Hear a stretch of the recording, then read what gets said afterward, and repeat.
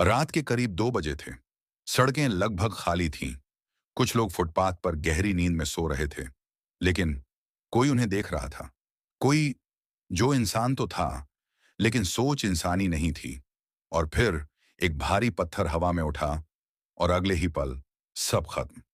ये कहानी है भारत के सबसे रहस्यमयी सीरियल किलर की, जिसे दुनिया ने नाम दिया स्टोन मैन। साल 1989। जगह कोलकाता। सब कुछ सामान्य था, जब तक कि एक सुबह एक आदमी की लाश फुटपाथ पर नहीं मिली। उसका सिर बुरी तरह कुचला हुआ था। पास में पड़ा था एक बड़ा पत्थर। शुरुआत में पुलिस ने इसे एक साधारण हत्या समझा, लेकिन कुछ ही दिनों बाद एक और लाश मिली, फिर एक और फिर एक और।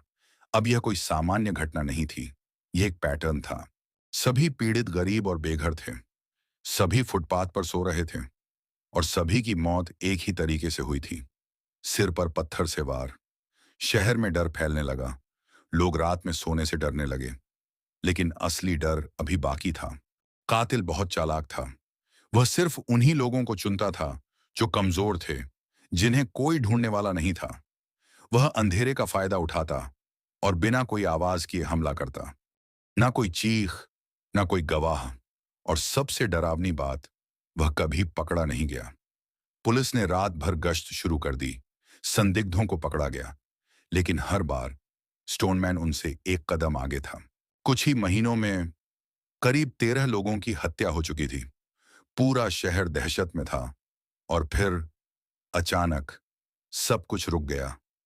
ना कोई नई हत्या, ना कोई सुराग, जैसे कातिल हवा में गायब हो गया हो। लेकिन असली ट्विस्ट अभी बाकी था। कुछ महीनों बाद वही पैटर्न, वही तरीका, वही बेरहमी। अब ये सब हो रहा था मुंबई में।